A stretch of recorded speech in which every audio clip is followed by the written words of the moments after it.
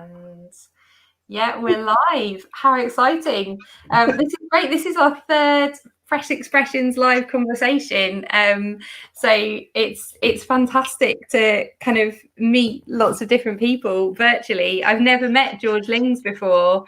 This is my moment, and so I'm very excited. One day, hopefully, we'll meet in person. But yeah, I'm so grateful that you've given this time to chat with us today. I think Tim's frozen again. He looks very happy with his frozen face, but hopefully he'll come back to us soon.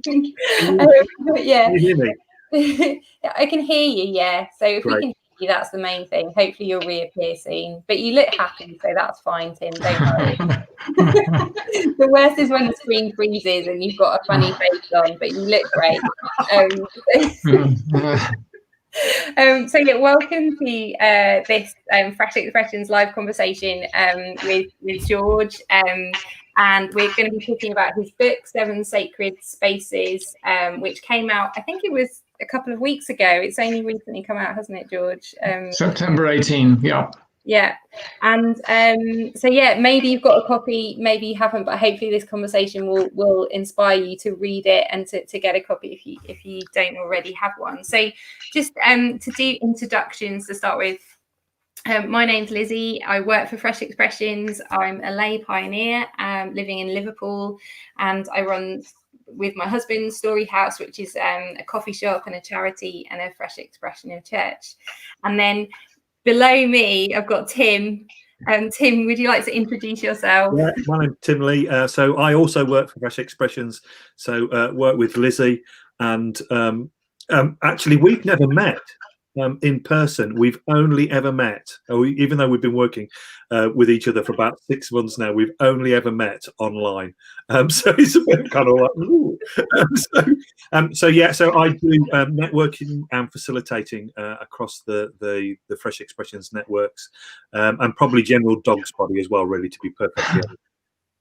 Amazing. And then we've got George. George, could you introduce yourselves for anyone who maybe hasn't met you before? Yeah, happily. George Lings, I'm married to Helen. Helen actually is the person who persuaded me to write this book, so it's all her fault. We live in Sheffield. We've got 3 adult children and 4 grandchildren. I've been a lifelong Anglican, but I hope that means people won't leave the site immediately.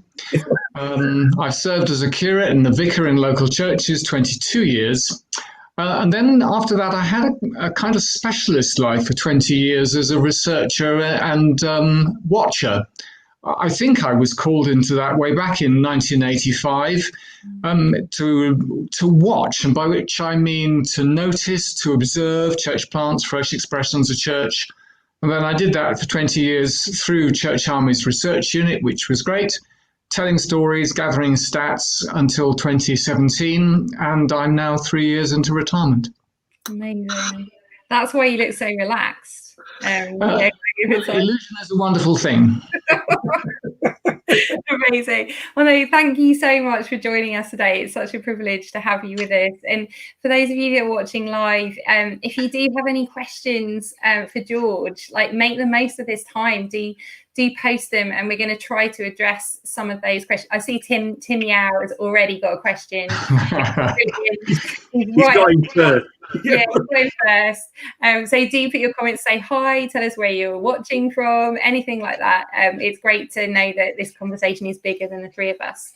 So basically, I'm going to hand over to Tim. He's got to kind of ask some questions. So Tim, do you want to kick off the conversation? Yeah, no, that's great. George, it's great to have you. Thank you so much for this time. So just give us a kind of a brief overview of the book. What are the 7 sacred spaces? Okay, well, 2 questions there, Tim. The overview, it begins with my own story of discovery over many, many years, and then unpacks each of the 7 spaces one in turn. But then after that, I've written some wider chapters or wider issues. One about what's monasticism's call to the rest of the church? What about the connection to discipleship? Is there a connection to mission? And the book then ends with stories of other people who have made use of 7 sacred spaces, and a final chapter exploring what you can do with this approach and what you shouldn't do.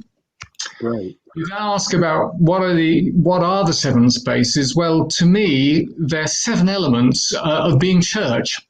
And the seven are cell, private time with God; chapel, shared worship; chapter, making decisions; cloister, planned and surprising meetings; garden, the place of work; refectory, food and hospitality; scriptorium, passing on knowledge. So those are the seven. Great. Okay.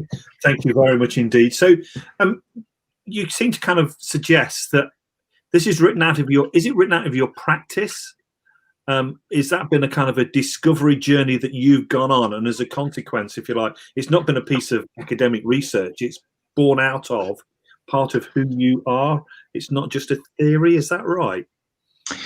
Well, it might be more true to say it's become written into my practice, because spotting the seven has changed my own mind and my practice. I mean, if you like, it's been like putting on glasses and suddenly bringing life into sharper focus.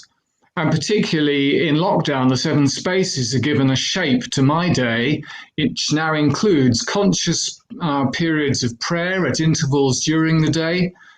Maybe actually prayer at midday is the most countercultural of those against a very busy background world of work. But also deliberate periods of study, periods also deliberately of physical work, and then also eating, meeting various people, deciding, but actually having a shape in a very uncertain world has helped create meaning and strength and a sense of purpose. So, it's come to me. It didn't just grow out of what I was already doing. So what would you say has been kind of instrumental in terms of that happening? Has it been, as you've gone on that journey, has it been a conscious choice from your perspective? Well, would it help, Tim, if in a sense I pick up the question, why did I need to write this at all? Does that fit with where you are? Yeah, maybe that's where we, yeah. Okay. Well, let me start then with my own experience. Throughout my entire Christian life, 55 years at least, there have been times when I've gone, oh, there must be more than this. Okay. And there have been other times when I've said, wow, that was special. That was significant. And in a sense, throughout my life, I've been trying to say, what is the difference between those two? And gradually I came to notice that there were seven spaces, not just in monasteries and cathedrals, but in colleges, in conference centres, in larger homes. And in that sense, I think the seven spaces are not just church features. They're actually important contours of being human. So you might say, for example, cell and chapel sustain the soul. Chapter and scriptorium demand the mind. Cloister is going to test all our spiritual reflexes. And refectory and garden, well, they link to the body. So there's something quite deep going on here, which is church, but is wider than church. And I suppose what I then came to is I came increasingly to think church is so much more than chapel. And by chapel, I mean the legitimate element of public worship, which is a good thing to do. Yep. Because I think with chapel, we've inherited basically two problems, if I can unpack that. Yeah. One of them is that in the West, we have a Christendom background. And I think that has brought a big distortion to what we instinctively think church is. We even use the phrase going to church, which actually is theological nonsense. If you go back, say, to medieval or even until the Industrial Revolution, being in a village gave you community and defined your identity. This is where I come from. This is where I belong. Not only that, but in Christendom, mission was described as totally completed. Everyone in the country was a Christian. There was no such thing as mission. So what you've got there is community is already provided, mission doesn't exist. All that is left is for church to focus on providing, and in those days, controlling worship. And worship became our core understanding of what church was, but we'd lost two other crucial elements. So for a historical reason, we have overinvested in chapel. And frankly, more focus on the quality or the provision of worship and church attendance is simply not going to be the answer for the future. Now, then, as I said, there were two things. Let me put the second one this way. Public worship, I think, has three problems, all beginning with P. Forgive the sermon. One of them is that it tends to be priest or pastor dominated. Secondly, it's about passive people. And thirdly, it's corrupted because too often it's performance orientated. Now that's without adding the consumer virus, which arguably is a spiritual pandemic. Now, I'm critical there, but I want to say I long for Christ-centered, Christ-like, authentic community, which makes a difference in God's world. And communities that know these 7 spaces face the challenges that each one of them brings and lives the values of each space. That is where I see more balanced church, truly attractive church, Jesus honoring church, a world effective church. And for that reason of my own experience, for that understanding of our history, to make sense of those times when I thought, whoa, that's good, I felt compelled to write. And there's a part of me which at this point is just thinking, "Ooh, that's good." That big picture, I really like. I love the sound of that. Lizzie, I'm just aware of people online, and we've got Michael Beck all the way from Florida in the States. Okay. Yeah, they've asked you to teach your wisdom, Master Yoda. I've been called many things. I think I'm going to turn that one down. I don't feel like a master. I feel I just bumped into this. That's what observers do. I haven't invented anything. I've only discovered what's already always been there, which is why it goes back into the monastic tradition. This is a pattern that you can see for 1,500 years, or at least, maybe even back to the Desert Fathers. Yeah. It's really interesting that with you talking about, obviously, we have focused so much on chapel, and now we are facing this moment where chapel is not really possible in the way that we're used to. And something we're finding in our fresh expression is people are exhausted by online church, and like a lot of people across the country are seeing kind of numbers go down in people kind of watching live. And now what we're trying to do is try to help the church kind of reimagine what the other aspects of church, maybe the other aspects of community and Christian community that we've not been as strong on. But it's been really hard, even in a fresh expression. People still get used to the gathering being the main thing, and to kind of help them reimagine, as well as you're leading, but kind of impart that into the community. And so I don't know if you've got any wisdom for people maybe that are running fresh expressions now. Of this season, there's been a rush to kind of go back to meeting. What would be your kind of words of wisdom, almost for people that are running fresh expressions but not sure how? I don't know. Yeah, face this kind of challenge. Have you got any thoughts, like thinking about these 7 sacred spaces? Well, yes and no. You'll know the phrase, it's not difficult to take a horse to water, but it's very difficult to make it drink. And that's true with all. That's the upside and the downside of teaching. I think where I would start, which is in terms of what's the idea or the principle that might be conveyed. I think it's about, we've tended to focus on images and emphases on church which is gathered, and we've not adequately balanced that by church has dispersed. So I think one could take people back into the Gospels and say, let's look at the pictures Jesus has of his people, and you have things like a city set on a hill, light to the world, attractional, attractive. Those are kind of gathered images. But you also get seed, salt, yeast, all of them small, dispersed, almost invisible. Both of them are equally pictures of what God intends his church to be, and to explore, well, how would we do church dispersed? So, I mean, for example, as a member of Northumbria Community, which I've been for 15 years, we're part of a South Yorkshire regional group, and we meet online.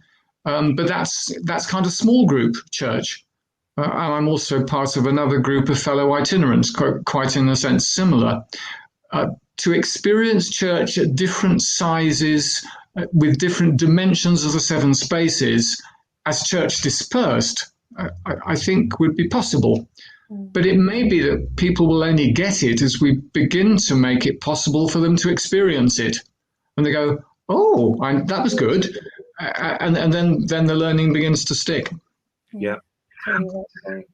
Amazing. We've got a question from Tim Yao here. Where does the outward missional dynamic fit in the sacred spaces? What would your response be? My first response is, hi Tim, nice to see you again. Your picture on the screen. Not surprised you're asking a question. Great question to ask. When you get to chapter 12, you'll get my responses to that. But I mean, no, it's a fair question and needs to be asked.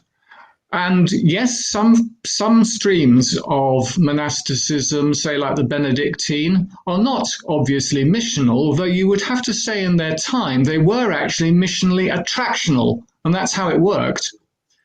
But then you go to other aspects of the monastic tradition which lies behind the spaces, and you look at Celtic or Franciscan or Jesuit. Immediately you're discovering the evangelistic and the apostolic. So the monastic and the spaces don't have to be all inward. But the second thing, Tim, I think is this. The point about the spaces is that they are portable. They become you. So, for example, once you start to live refectory, well, you're gaining a hospitality mindset. And everyone in Fresh Expressions know how important hospitality is. Or scriptorium, well, that could be linked to an evangelist's delight in passing on the good news. It's an inner attitude.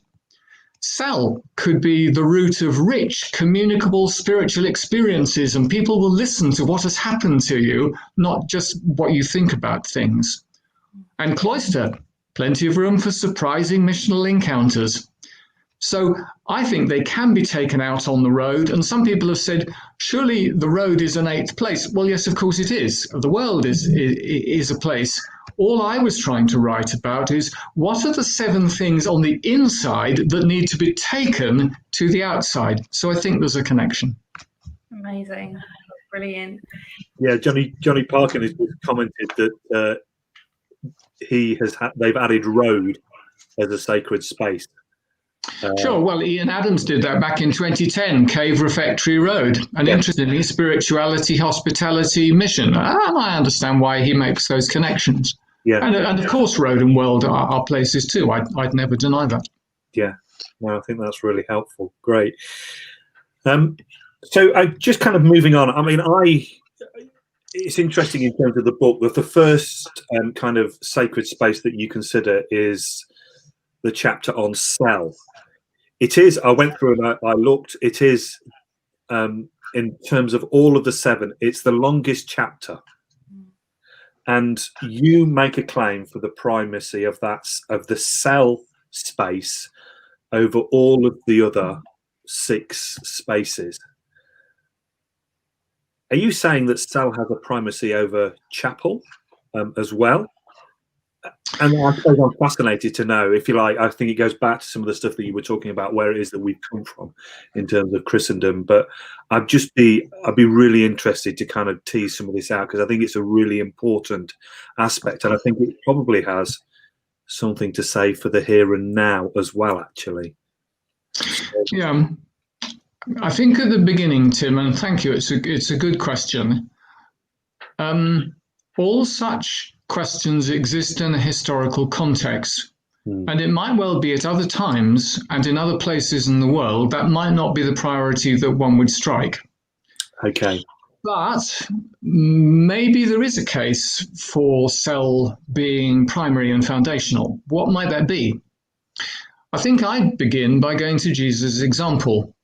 And I'd want to explore that the Gospels suggest, they don't make it explicit, but they suggest that for Jesus, prayer by himself with the Father was more helpful and more central, certainly, than going to synagogue attendance, which quite frankly often just turned out to be the place of conflict with the religious authorities. So, now, there's one bit. Yeah. Then if you go into the monastic tradition, not for nothing does the monastic tradition contain the advice, go to your cell, for your cell will teach you everything. You see, in cell, we are confronted with our own demons.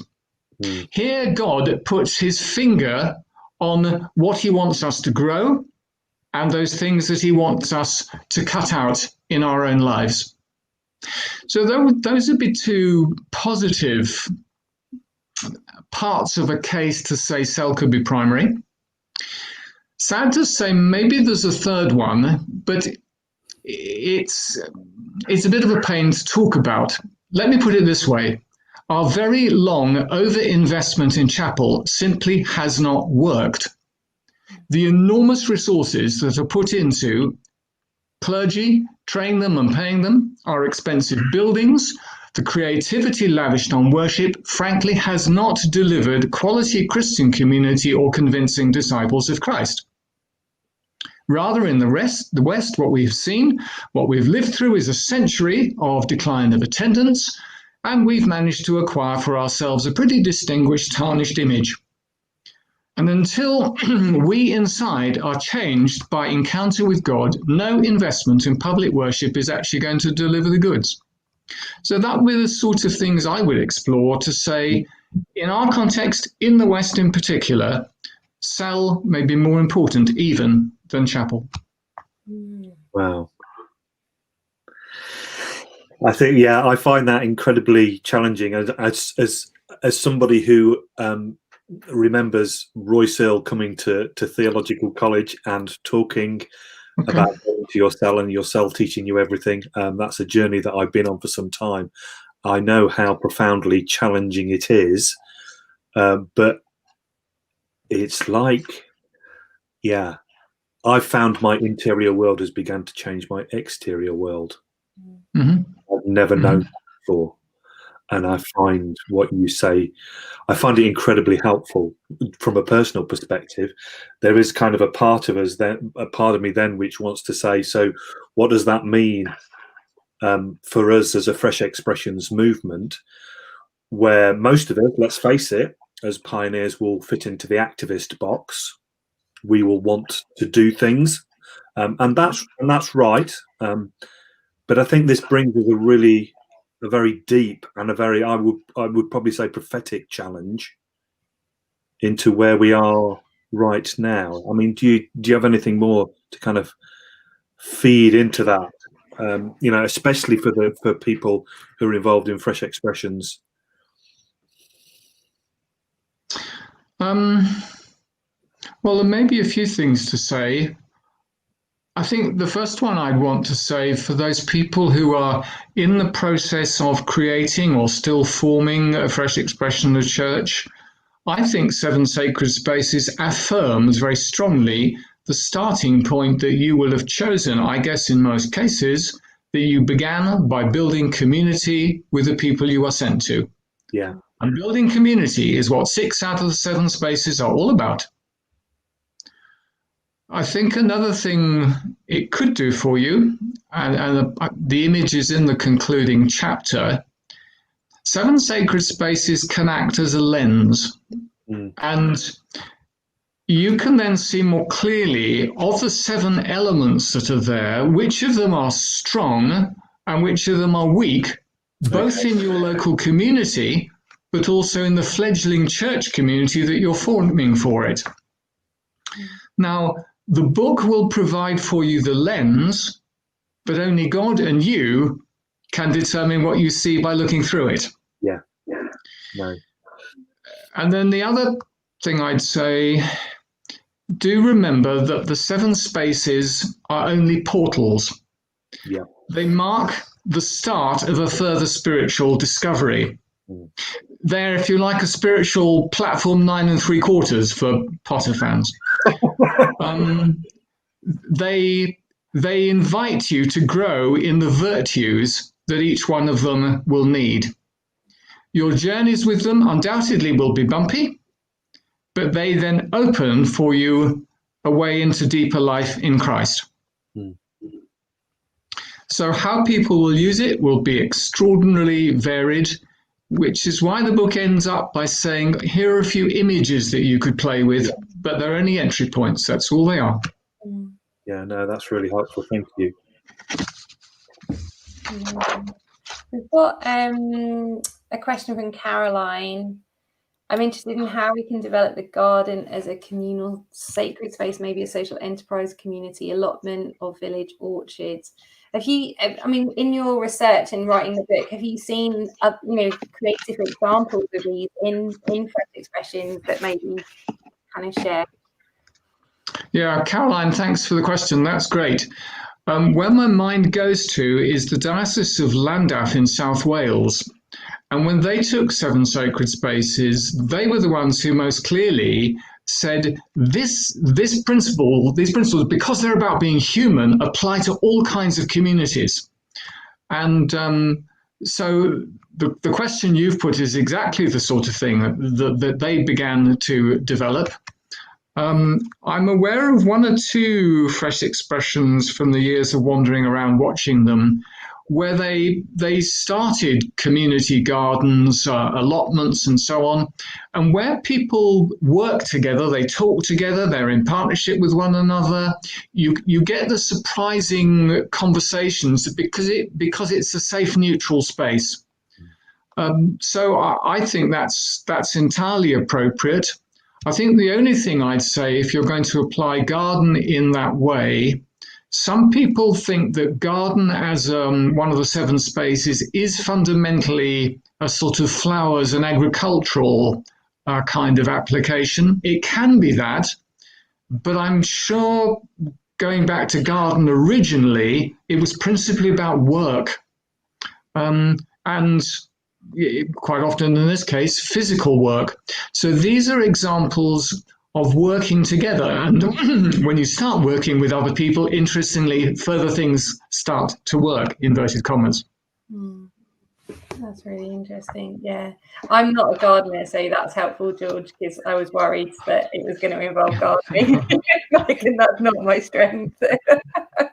So it's helpful to expand the kind of sense behind that space. Tim, have you got any more questions? I suppose it's just this whole thing about kind of discipleship, which for me has been, you comment in the book that you've got lots of books on your shelf about discipleship. I've got a few as well. I think all of us within Fresh Expressions are really interested in this as a kind of topic. We've read books about it. You comment that discipleship is not about having more information, which I think is really important, and actually it's easier to accept information than transformation. And I find that a really interesting comment. And you prefer the word apprentice to the word kind of disciple. I wonder, would you like to kind of just talk about that a little bit more? Yeah, let me unpack that a bit. It was a point of learning for me. Someone else who some people in Fresh Expressions will know, Martin Cavender. Martin was the first person who said to me, you can translate this word actually as apprentice. And in terms of being faithful to what Scripture is showing us, what Scripture will support is important. So it can be translated as such. But as soon as you use the word, you're actually creating a different image. An image is so important. The image is far more practical. As soon as you say apprentice, it draws us into thinking, oh, this might be about gaining skills, not just acquiring information. It also, very importantly, if you understand the background, and this does fit with a Jewish understanding of disciple, it raises the bar. Apprenticeship is about becoming like your master, and actually becoming a master, not merely being some sort of pale imitation following behind him 50 yards behind and panting desperately trying to keep up. And then, interestingly, I think that then links to a second point. And I was initially very surprised to find that the word disciple in the New Testament only occurs in the Gospels and the Acts. It was a Jewish term, and that's not wrong. Contextually, it made sense for them, but it made no sense to Greeks or Romans. And we find, therefore, in the rest of the New Testament, other terms used instead of disciple, and perhaps some of those are significant. One of them is that we're called saints, and that picks up a deeper issue of holiness, not just education. Not just, and discipleship sometimes is just lowered to, going on a course. Yeah. Well, I don't think we become that much more Jesus-like just by going on a course. Courses can be good. Another very common term in the New Testament instead of disciple is children of God. And of course, that's an extraordinary privilege, so to be called. But what's the point? The point is that as children of God, we are to become like our Father. And Ephesians 5:1 is actually explicit in saying that. Maybe there's one other gain from apprentice. Precisely because it's an unfamiliar word, it hasn't been used in this context, although it's a known word, it has the advantage of being a new and contemporary word. And if you like, whenever you get a new good translation, somehow it opens a door. Yeah. So this isn't a question of being fired, is it? This is a question of actually as rediscovering, if you like, some of the original intent. Yeah. Which is what biblical translation and finding appropriate dynamic equivalences has always been about. Yeah. Yeah. My husband did a master's in discipleship in fresh expressions, and there was one thing I found really helpful. I did listen to him, but I can't remember much. There's a familiar marital problem. Yes, I concur. But, it was really interesting. He kind of termed disciple as those when he was studying like the Gospels. Firstly, the word discipleship, I think that isn't actually present, like the actual word discipleship, but it was those who were closest to Jesus. And I found that such a helpful kind of concept. Just to be a disciple is to be the closest to Jesus, kind of to walk with him closely. Yeah. Those people who've been through mission shaped ministry may remember on the module on the church. What's the church? And I think it was Steve Croft pointed us to Mark 3. He chose 12 to be with him and that he might send them. But that order is so significant. There's a whole hanging out element, which we often don't do enough about. Yeah. Definitely. We've got a question from Johnny, which almost hides Tim's face. It's so long. We are considering using the metaphor of the spaces as a way of organising our deanery as we work together more in mission and ministry. Can the spaces be an organising principle in that sense, or do they have to emerge organically? I'm going to remove that question because I want to see Tim's face as well. So, okay. Yeah, good question. I think it's possible in a deanery that while every church within that deanery would helpfully ask itself the question, what is our current balance in our local individual church of the 7 spaces? Where are our strengths? Where are our weaknesses? But it could be the case that across the deanery, there are some people who say, actually, we feel called to specialize in one of those 7. That could be the case. There might be some, for example, who've got a longer tradition of practicing spirituality and enabling other people better to enter cell. There might be a church, for example, that particularly had engaged with the world of work among its congregation. And I don't just mean paid employment. I mean, frankly, in retirement, I'm not sure I'm working much less. Well, that's what my wife says, so it must be true. So, yes, I think there could be specialization, but we should never use that to let us off the hook that there should be some engagement with each of the 7 for some sense of balance. So if that's a helpful comment, I offer that. Oh, that's really great.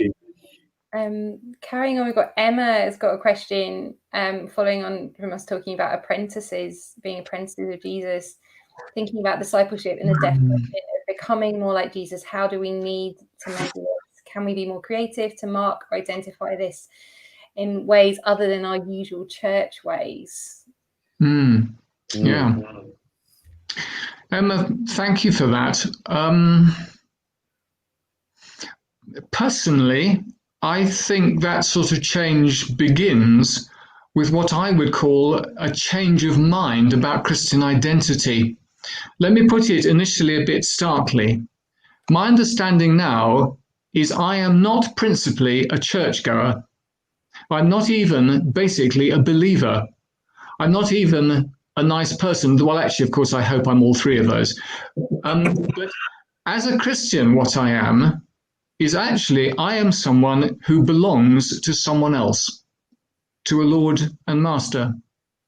Not only that, but I am a person who is becoming more like that Lord and Master.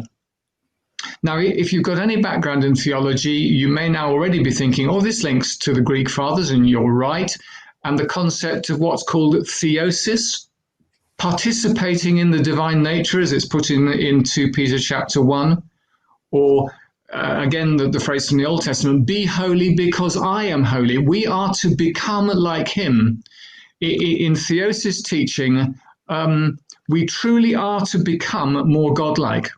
And because the bar has never been high enough right at the beginning, because the question of identity has not been clear enough, it's been more difficult, I think, to grow in discipleship. But if that's exalted theory, what about practice? Again, this is where the apprentice word helps me. It's about learning skills and it's learning habits. You cannot learn a habit quickly. Isn't there a sort of a guru thing? Until you've done something 20 times, it's not become part of you. I think there's truth in that. Yeah. And how does that happen? Well, much of it is about hanging out with the Lord and Master. And again, that's where Sal particularly will come in. But also by practicing what he does. How does one learn to pray? By praying. How do we learn to forgive? By forgiving. To speak? By speaking. To care? By caring.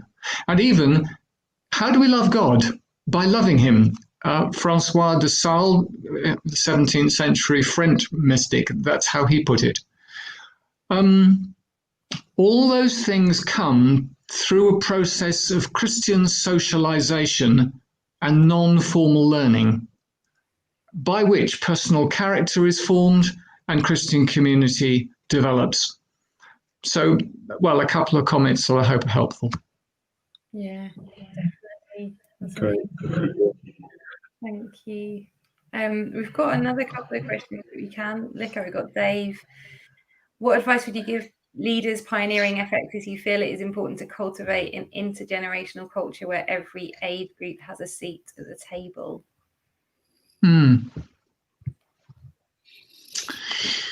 Yeah, that's also a good one. And Benedict it is who, in his process for doing a chapter, making decisions, says really important to listen to the young in community because sometimes God particularly speaks through them.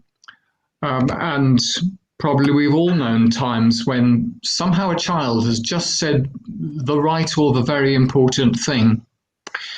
So, yeah, I'm very sympathetic for a church having an intergenerational culture where every group is not just part of the community, but even in some way part of the deciding. I hope it can also have space, well, just as we have in our households. I mean, there are some things very characteristically you would tend to do altogether. One of those, for example, would be eating. But equally, in a healthy family, there'll be times the kids go to play by themselves and they don't actually want a parent looking. And equally, there are times the parents need to go off by themselves and just have adult time. So in addition to intergenerational, we also need that to be flexibly applied. Brilliant, thank you. Just like one thing I think would be really great for us to talk about is this current moment. And I think, Tim, you've kind of got a question, like, because I don't want us to like rush that. Yeah, I think it's, because when I read the book, and I kind of thought, and you and I had a conversation before about this, and we talked about it, and it seems, what do you think is the most pertinent kind of issue for the wider church to learn at this moment in time from the writing that you've given to us? I mean, there may be other stuff that that's absolutely fine, but I just think there seems to be something that's timely. Okay. All right. Well, the response is, in this time, in this Western context,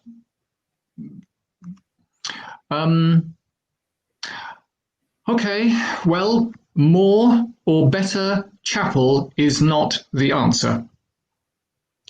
Okay. Now, that then provokes the further question, well, which other places are you wanting us or suggesting that we might focus on? Point one on that, there is no one right answer to that. People's contexts and people's existing strengths and weaknesses are different, and that does need to be discerned. But if I dare chance my arm broadly in our context, I suggest there might be two spaces which have particular attention paid to them. One of them, you probably won't be surprised, but let me mention it at least briefly. Very important that we rediscover the centrality of self, because it engages with the lifelong battle of being me and how I become more like Christ. Because it is in self that I come face to face with that flawed and yet valued me, and I encounter the face of God. I simply do not know which of those two is more scary, but I know both are essential. Yeah. And I would want to say both mission and community are overflows from, as well as tests of, a healthy spirituality. Now, you may be a little bit surprised what I choose as the second space. That's fine. I'm actually going to choose cloister, because cloister deals with how I truly am with other people. Community always has and always will include those people who are a pain. Sometimes it's me. Some people are too talkative and you just can't get a word in edgeways, and it's very frustrating. Some people are so withdrawn you never know what they're really thinking until it's too late. And then there are those people who are annoyingly untidy. And of course, that's matched equally well by the very tiresome perfectionists. I put my hand up. And then, of course, every church has the perpetual moaner. And why do I think it's only one? As well as the unflagging optimist who just leaves you feeling tired. In the book I wrote, community is the cheese grater of the soul. It quickly scrapes off the mold of buried dislikes, the rind of protective politeness, how very English, and exposes relationships for what they truly are. We need community to be real, to be honest, but not judgmental. It is the furnace for purified discipleship and apprenticeship. That would be my current choice of two. And if there's a third, well, refectory has always been good.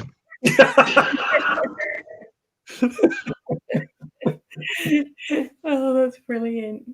Oh, I found the Cloister chapter really challenging and really helpful. I think we're not always very great at confrontation and difficult conversations. And it was great to have that chapter there, and really helpful to kind of think that through, the cheese grater metaphor. I found that so helpful. Like in this season, we've been trying to, with our Fresh Expression, just talk to each person and ask them the uncomfortable questions of like, well, you know, is this how is kind of church for you at the moment? What's not working? What are you struggling with? And rather than kind of trying to meet people's needs, just listen to each other and let them lament the things that aren't working, and hear their criticisms or frustrations at, you know, the limitations right now. Sounds really good, Lizzie. And I suppose perhaps too, in what ways they can be part of the solutions for the things that they see may need to be different. Yeah. Brilliant. I think it's trying to make it as a kind of conversation together, so they're not waiting for us as leaders to do something, but and also talking about the limitations of like, actually we'd love to do that but we can't, and that's just frustrating right now. So much of, sorry, you finish. No, go on. Well, so much of church has been constructed around a kind of client-provider relationship. And I don't know, sometimes I think, as I look back over 40 years in ordained life, it seems to me the expectations have risen, but the resources available have actually shrunk. Yeah. That's a tricky combination. Yeah, definitely. I'm just looking, Pete Atkins. Oh yeah, we love Pete Atkins. Is watching. So I know Pete asks if it is time to move future church more to reflect the monastic than the congregational. What is the first next step? Have a conversation. To have a conversation with Lizzie and Tim where these things are being discussed. Gosh, I suppose you might say, until it is a little clearer what is possible, it's not even possible to think about what might be desirable or achievable. And maybe both this book, maybe the Rewilding the Church book, it's about the recovery of reimagination. And until we're hungry enough, thirsty enough, maybe lamenting enough, it's probably not going to happen. Of the making of many books, you know, is much tiresomeness. That's helpful. We've had conversations about rewilding recently, but I know you've been part of that conversation as well, George. Like as we kind of move the conversation, like what's your kind of perspective on how does that rewilding help us understand church and reimagining church? For you, what's kind of grasped your imagination from that term? Well, I thought it was very fascinating, and I've very much enjoyed both being a conversation partner with Steve Aisthorpe as he was writing it, and since it's come out, rereading it.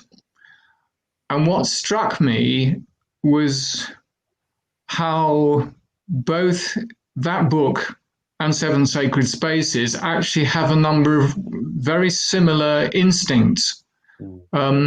Please forgive the corniness of this, but I could see 7 things. It would be 7, wouldn't it? You know. Biblical. Yeah, no, well, maybe. One of them is that both sources sense that the backdrop to this entire conversation is exhaustion and disenchantment with church as it is. Yeah. And that's painful to say. Both share then the call for the reimagination of the heart of what it is to be Christian, not just church. Sorry. That was like, that's the dog. I knew that was going to, I told you that's what happened. Yeah, Sorry, dog. I've tried to keep my grandchildren out of this room, otherwise it'd be even worse. I think too, both books are looking for the release of the dormant potential as well as the recovery of the missing elements of what is church. So though there's a problem, actually there is an embryonic solution in what church is intended to be. Both of us know that it's all linked to apprenticeship, discipleship, which is profoundly relational and transformational, not informational and just educational. Both of them know we will have to learn to become at ease, both at being alone with God and being good at being with one another. Interestingly, then, in terms of process, and this comes near to the heart perhaps of your question, neither of these books offers you precise how-to answers. Yeah. They are not that kind of book, because we do not either of us want a managed, centrally led, planned growth process with targets and funding to get improved existing church. That's not what this is about. Rather, I think both of us are saying, let these organic, relational processes do their slow and untidy and sometimes disruptive work. Fantastic. That's so helpful. We've got Johnny Parkins is as well now. yeah, no, Johnny, I'm glad it's not just me with the dog barking. He was snoring. I thought it was all fine, and then no, that's so helpful. I think we just want solutions, and we want someone to tell us what to do. But fresh expressions, that it's a creative process that's very messy, and it's not about formulas. But sometimes that is tiring. But that's the kind of journey we're part of, really. It's I remember someone back in the middle of the noughties, after Mission Shaped Church had been produced in 2004, saying, I've read it, it is good, but I still don't know what to do, with a kind of accusatory voice. I'm afraid I was a bit shocking to them. I said, oh, good.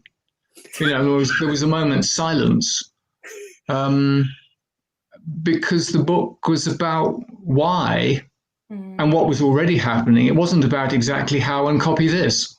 Yeah.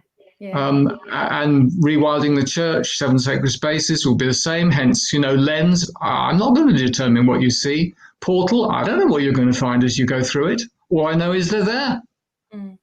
Here's platform 9 3/4. Get on the train. See what happens. Yeah. Brilliant. And in the book, you've got questions at the end of each chapter, which I think I found really helpful, kind of to guide that thinking of, okay, what does this look like in my context? And I think, is it right on the BRF website, there are more questions? Is yeah, right? Lizzie, thank you. I and BRF began to think, should, under the graciousness of God, something of this catch fire a bit, people might want more material to be able to stay with it longer. Because reading the book and saying, oh, that was quite fun. Well, I'm glad it wasn't a bore, but frankly, that's not going to do much. And also I was conscious that the questions at the end of the book tend, in a sense, to test people's comprehension. And in that sense, they're academic. But there are other people who learn by drawing or imagining or playing. So we've tried to put some resources on there for people perhaps who are slightly more kinesthetic learners or just like playing. But yes, they are on there. Go to the BRF site, and then on the site there's a subsection called Living Faith, and you'll find the material there. It can be downloaded for individual use or group use. Amazing. That's fantastic. Do you reckon we've got time for one more question, Tim? Yeah, let's go for it. Yeah. Richard's question, do you think that would be? Yeah, that's, yeah. Richard, wonderful. So does the focus on cloister and cell and shift to monastic, etc., all tune in a bit of an outdated us and them type of mechanistic, oh my goodness, there's lots of modernism rather than ecological integrated approach?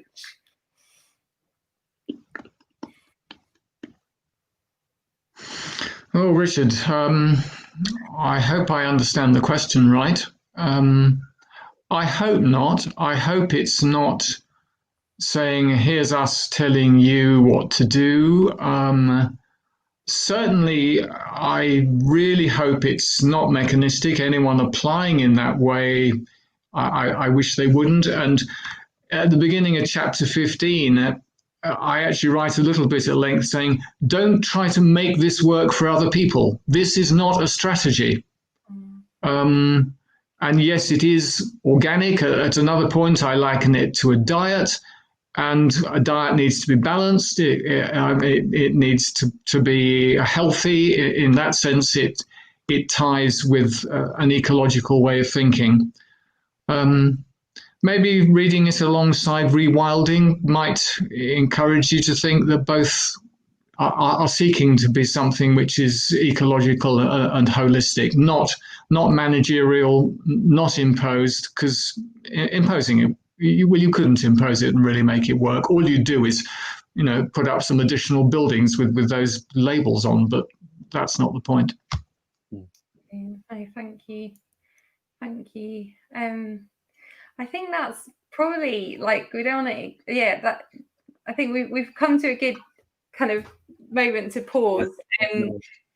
We've got more questions, and I'm sorry we've not been able to get to them all, but hopefully, the book, do buy the book. Then I think somewhat there's Karen from BRF has hopefully posted the details get the where you can buy the book from, and also where you can read about the rule of life and the extra material. So thank you, Karen, from those wonderful people at BRF who've worked with George to produce this. So that's great. Thank you. Yeah. George, thank you. This has been a really helpful, rich time, it seems to me, and I've certainly enjoyed it, and I hope that everybody else out there in the wild world has enjoyed it and gained something from it as well. For me, it's that edge of speaking into our context. It is. I think it's a prophetic book, which I hope will enable us into the future. Thank you very much indeed for your time and your wisdom in sharing with us.